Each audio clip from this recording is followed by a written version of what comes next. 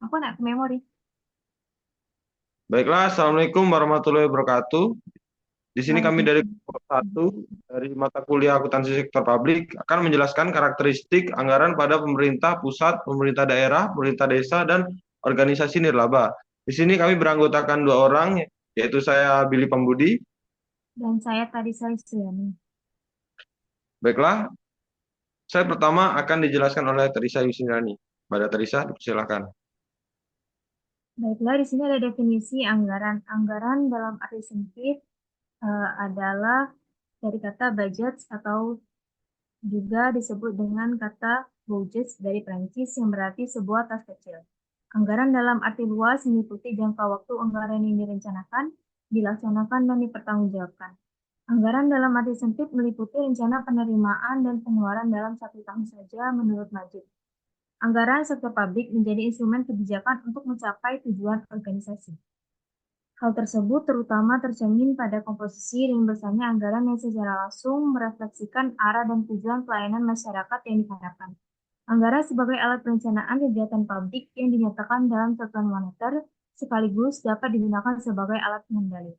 Agar fungsi perencanaan dan pengawasan dapat berjalan dengan baik, maka sistem anggaran serta pencatatan atas penerimaan dan pengeluaran harus dilakukan dengan cermat dan sistematis. Anggaran sektor publik menjadi penting karena anggaran sektor publik adalah alat bagi organisasi untuk mengarahkan pembangunan sosial ekonomi, menjamin kesinambungan dan meningkatkan kualitas hidup masyarakat. Anggaran sektor publik diperlukan karena adanya kebutuhan dan keinginan masyarakat yang tidak terbatas dan terus berkembang, sedangkan sumber daya yang ada terbatas, menurut Majid. Selanjutnya, di sini ada karakteristik dan fungsi anggaran. Anggaran mempunyai beberapa karakteristik menurut Majid pada 2019, yaitu yang pertama, anggaran dinyatakan dalam satuan keuangan dan satuan selain keuangan. Itu satu atau beberapa tahun. Yang ketiga, anggaran berisi komitmen atau kesanggupan manajemen untuk mencapai sasaran yang ditetapkan. Keempat, usulan anggaran ditelaah dan disetujui oleh pihak yang berwenang lebih tinggi dari penyusunan anggaran. Dan yang kelima adalah sekali disusun. Anggaran hanya dapat diubah dalam kondisi tertentu. Anggaran sektor publik juga mempunyai beberapa fungsi utama, yaitu pertama adalah anggaran sebagai alat perencanaan atau planning tool. Anggaran ini merupakan alat perencanaan manajemen untuk mencapai tujuan organisasi. Yang kedua adalah anggaran sebagai alat pengendalian atau control tool. Sebagai pengendali, anggaran memberikan rencana detail atas pendapatan dan pengeluaran pemerintah agar pembelanjaan yang dilakukan dapat dipertanggungjawabkan kepada publik. Yang ketiga adalah anggaran sebagai alat kebijakan fiskal atau fiscal tool. Di sini adalah alat kebijakan fiskal pemerintah digunakan untuk menstabilkan ekonomi dan mendorong pertumbuhan ekonomi. Yang keempat adalah anggaran sebagai alat politik atau political tool. Anggaran ini digunakan untuk memutuskan prioritas-prioritas dan kebutuhan keuangan terhadap prioritas tersebut. Lalu yang kelima adalah anggaran sebagai alat koordinasi dan komunikasi atau coordination and communication tool. Setiap unit kerja pemerintahan terlibat dalam proses penyusunan anggaran. Yang keenam adalah anggaran sebagai alat penilaian kinerja atau performance measurement tool, yaitu anggaran merupakan wujud komitmen dari budget holder, yaitu eksekutif, kepada pemberi wewenang, yaitu legislatif. Yang ketujuh adalah anggaran sebagai alat motivasi atau motivation tool. Anggaran ini dapat digunakan sebagai alat untuk memotivasi manajer dan stafnya agar bekerja secara ekonomis, efektif, efisien dalam mencapai target dan tujuan organisasi yang ditetapkan. Yang kedelapan adalah anggaran sebagai alat untuk menciptakan ruang publik, yaitu anggaran publik tidak boleh diabaikan oleh kabinet, birokrat, dan DPR atau DPRD, masyarakat, LSM, perguruan tinggi, dan berbagai organisasi kemasyarakatan harus terlibat dalam proses penganggaran publik. Lalu, prinsip anggaran. Menurut Majid, pada 2019 ada beberapa prinsip dasar anggaran sektor publik, yaitu pertama adalah otorisasi dan legislatif. Maksudnya adalah anggaran publik harus mendapatkan otorisasi dan legislatif terlebih dahulu sebelum eksekutif dapat membelanjakan anggaran tersebut. Yang kedua adalah komprehensif, yaitu anggaran harus menunjukkan semua penerimaan dan pengeluaran pemerintah. Oleh karena itu, adanya non-budgeter pada dasarnya menyalahi prinsip anggaran yang bersifat komprehensif. Yang ketiga adalah keutuhan anggaran, yaitu semua penerimaan dan belanja pemerintah terhimpun dalam dana umum. Yang keempat adalah non-discretionary appropriation, yaitu jumlah yang disetujui oleh Dewan Legislatif termanfaatkan secara ekonomis, efisien, dan efektif. Yang kelima adalah periodik, yaitu anggaran merupakan suatu proses yang periodik, dapat bersifat tahunan maupun multi tahunan. Yang keenam adalah akurat, yaitu anggaran hendaknya tidak memasukkan cadangan yang tersembunyi yang dapat dijadikan sebagai kantong-kantong pemborosan, dan anggaran dapat mengakibatkan munculnya underestimate pendapatan dan overestimate pengeluaran. Yang ketujuh adalah jelas. Anggaran hendaknya sederhana, dapat dipahami masyarakat, dan tidak membingungkan. Lalu yang terakhir adalah diketahui publik. Itu anggaran harus diinformasikan kepada masyarakat luas. Di sini ada karakteristik anggaran pemerintahan pusat. Dari definisi dan tujuan, anggaran pemerintahan pusat adalah dokumen keuangan yang disusun dan disahkan untuk mengalokasikan sumber daya dalam rangka menjalankan program-program nasional. Di Indonesia, anggaran ini dikenal sebagai anggaran pendapatan dan belanja negara atau disingkat dengan APBN. APBN biasanya dimulai pada tanggal 1 Januari dan berakhir pada tanggal 30 Desember tahun anggaran. Dalam APBN ini tercantum penerimaan dan pengeluaran serta pembiayaan dalam tahun anggaran yang direncanakan. Karakteristik utama yang pertama adalah regulasi dan undang-undang. APBN disusun berdasarkan Undang-Undang Nomor 17 Tahun 2003 tentang Keuangan Negara dan harus disahkan oleh DPR. Dan UUD 1945 Pasal 23 Ayat 1 Undang-Undang Dasar Negara Republik Indonesia Tahun 1945. Yang kedua adalah sentralisasi, yaitu anggaran mencerminkan kebijakan nasional dengan pendekatan top-down. Yang ketiga adalah tujuan dari APBN, yaitu berorientasi pada pembangunan. Maksudnya, fokus utama anggaran adalah mendukung pertumbuhan ekonomi, pembangunan infrastruktur, dan kesejahteraan masyarakat. Dilanjutkan dengan prinsip APBN. Di sini terbagi menjadi dua, yaitu berdasarkan aspek pendekatan. Contohnya adalah intensifikasi penerimaan anggaran dalam jumlah kecepatan anggaran, intensifikasi penagihan dan pemungutan piutang negara, dan penuntutan ganti rugi yang diderita oleh negara dan penuntutan denda. Yang kedua adalah berdasarkan aspek pengeluaran, yaitu hemat, efisien berdasarkan anggaran, dua teratah, terkendali sesuai rencana atau program atau kegiatan, dan yang ketiga adalah maksimalisasi hasil produksi dalam negeri dan memperhatikan potensi nasional. Lalu, yang kelima adalah komponen APBN, yaitu pendapatan negara dan hibah. Sesuai dengan Undang-Undang Nomor 17 Tahun 2003 tentang Keuangan Negara, Pasal 17 yang menyatakan bahwa pendapatan negara terdiri atas yang pertama, penerimaan pajak, yang kedua adalah penerimaan bukan pajak, dan yang ketiga adalah hibah. Lalu, ada belanja negara. Belanja negara dapat dikelompokkan menjadi yang pertama, belanja pemerintahan pusat, yang kedua adalah transfer ke daerah dan dana desa. Dan yang ketiga adalah pembiayaan anggaran. Pembiayaan anggaran ini memiliki dua komponen. Yang pertama adalah penerimaan pembiayaan dan pengeluaran pembiayaan.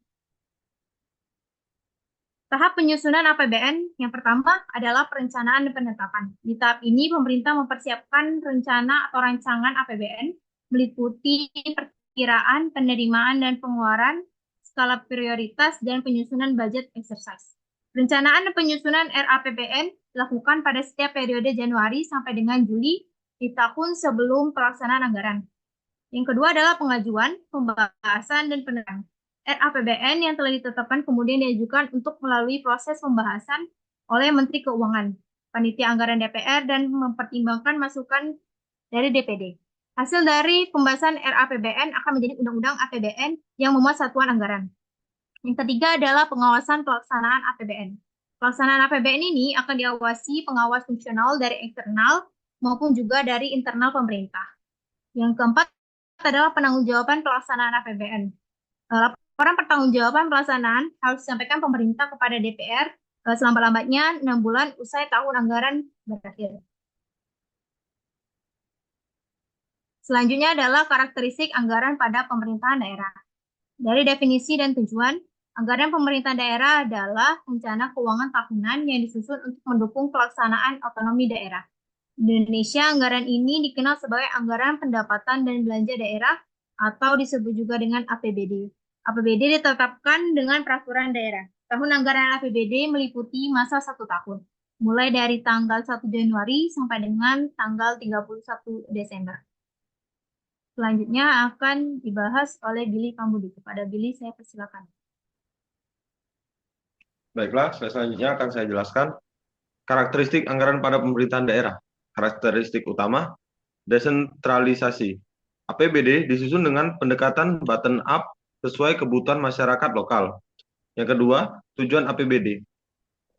Sebagai pedoman penerimaan dan pengeluaran dalam melaksanakan kegiatan daerah untuk meningkatkan produksi dan kesempatan kerja, dalam rangka meningkatkan pertumbuhan ekonomi dan kemakmuran bagi masyarakat daerah. Yang kedua, membantu pihak pemerintah daerah demi mencapai tujuan fiskalnya. Yang ketiga, membantu menimbulkan prioritas belanja pemerintah daerah. Yang keempat, membantu meningkatkan dan juga menghadirkan transparansi Pemda dalam penggunaan dana APBD kepada masyarakat dan juga mempertanggungjawabkannya ke DPRD. Selanjutnya, prinsip penyusunan APBD. Sesuai dengan kebutuhan penyelenggaraan pemerintahan daerah. Yang kedua, transparan, sehingga memudahkan masyarakat untuk mengetahui dan mendapatkan akses informasi seluas-luasnya tentang APBD. Yang ketiga, memperhatikan rasa keadilan dan kepatutan. Yang keempat, tepat waktu sesuai dengan tahapan dan jadwal yang telah ditetapkan dalam peraturan perundang-undangan. Yang kelima, melibatkan partisipasi masyarakat. Dan yang keenam, substansi APBD tidak bertentangan dengan kepentingan umum, peraturan yang lebih tinggi, dan peraturan daerah lainnya.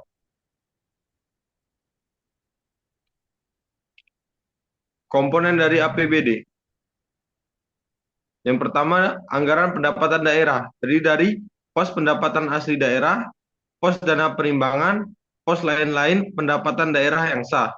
Yang kedua, anggaran belanja daerah, terdiri dari pos belanja pegawai, pos belanja barang dan jasa, pos belanja modal, pos belanja lainnya.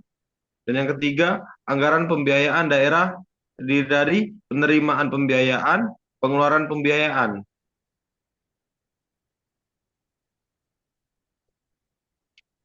Tahap penyusunan APBD. Yang pertama, tahap perencanaan dan pengajuan. APBD dirancang dan diajukan oleh pemerintah daerah kepada DPRD dilengkapi dengan dokumen-dokumen pendukung. Yang kedua, tahap pembahasan dan persetujuan. Rancangan APBD atau RAPBD akan dibahas oleh pemerintah daerah dengan usulan dari DPRD. Selain itu, DPRD juga akan memutuskan untuk setuju atau tidak mengenai RAPBD tersebut. Yang ketiga, tahapan pelaksanaan. Setelah APBD ditetapkan dengan peraturan daerah, ketentuan lebih detail soal pelaksanaannya lebih lanjut akan dituangkan melalui keputusan gubernur, wali kota, bupati. Yang keempat, tahap pertanggungjawaban pelaksanaan APBD. Laporan pertanggungjawaban pelaksanaan APBD harus disampaikan oleh kepala daerah kepada DPRD. Penyampaian laporan ini telah diatur dalam UU Nomor 17 Tahun 2003 tentang Keuangan Negara dan UU Nomor 9 Tahun 2015 tentang Pemerintah Daerah.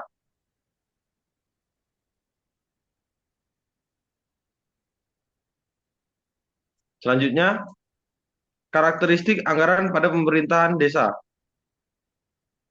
Definisi dari anggaran pada pemerintahan desa. Anggaran yang dikelola oleh pemerintah desa dikenal sebagai anggaran pendapatan dan belanja desa atau APBD DES.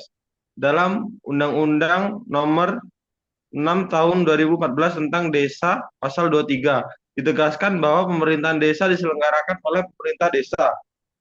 Karakteristik utama. Yang pertama, konteks lokal. Fokus pada pembangunan desa dan pemberdayaan masyarakat untuk meningkatkan kesejahteraan masyarakat desa. Yang kedua, sumber pendapatan terbatas. Pendapatan desa berasal dari dana desa, alokasi dana desa, ADD, yang bersumber dari APBD, serta pendapatan asli desa, PADES, seperti hasil usaha desa. Yang ketiga, partisipatif. Penyusunan anggaran dilakukan secara partisipatif dengan melibatkan masyarakat melalui musyawarah desa sehingga mencerminkan kebutuhan dan aspirasi masyarakat. Karakteristik utama. Yang keempat, transparansi tinggi.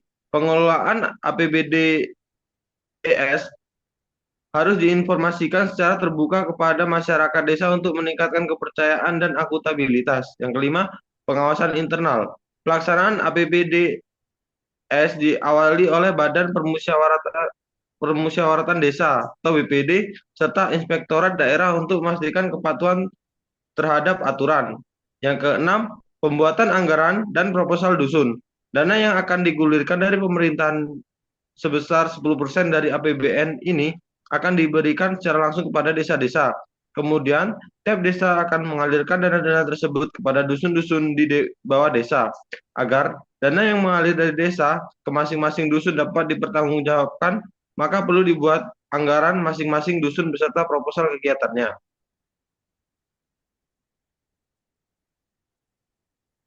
Selanjutnya, karakteristik anggaran pada organisasi nirlaba. Definisi dan tujuannya. Organisasi nirlaba merupakan organisasi yang tidak mencari laba, seperti organisasi keagamaan, yayasan atau lembaga pendidikan. Organisasi nirlaba pada umumnya memiliki pemimpin, pengurus, atau penanggung jawab yang menerima amanat dari para stakeholdernya terkait dengan konsep akuntabilitas, di mana akuntansi sebagai sarana pertanggungjawaban akuntabilitas, maka laporan keuangan perlu disajikan oleh organisasi nirlaba. Karakteristik utama. Yang pertama, berbasis misi. Anggaran disusun untuk mendukung misi organisasi seperti tujuan sosial, pendidikan, keagamaan, atau kemanusiaan. Yang kedua, sumber pendanaan donasi. Pendapatan utama organisasi nirlaba berasal dari donasi individu, hibah dari lembaga donor, sponsor, atau hasil kegiatan penggalangan dana. Yang keempat, akuntabilitas publik. Organisasi nirlaba wajib mempertanggungjawabkan penggunaan dana kepada donatur penerimaan manfaat dan masyarakat umum melalui laporan keuangan yang transparan. Yang kelima, fleksibilitas program. Anggaran dapat disesuaikan dengan kebutuhan proyek atau perubahan prioritas yang mendukung misi organisasi. Baiklah, dari hasil presentasi kami berdua terdapat kesimpulan yaitu setiap entitas memiliki karakteristik anggaran yang unik sesuai dengan fungsi, tanggung jawab, dan tujuannya. Pemerintah pusat memiliki cakupan anggaran yang luas dengan fokus strategis nasional. Pemerintah daerah berfokus pada kebutuhan regional. Pemerintah desa pada pemberdayaan masyarakat lokal, sementara organisasi nirlaba menitik beratkan pada misi sosial. Pemahaman terhadap karakteristik ini penting untuk memastikan anggaran dikelola secara efektif, transparan, dan akuntabel sehingga dapat memberikan manfaat maksimal bagi masyarakat.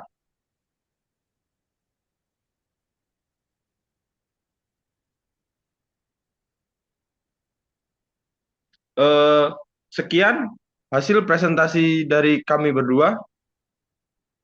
Lebih dan kurangnya kami mohon maaf. Terima kasih kepada penonton serta ibu yang ibu yang mengajar. Kami akhiri. Wabillahi taufik wal hidayah. Wassalamualaikum warahmatullahi wabarakatuh.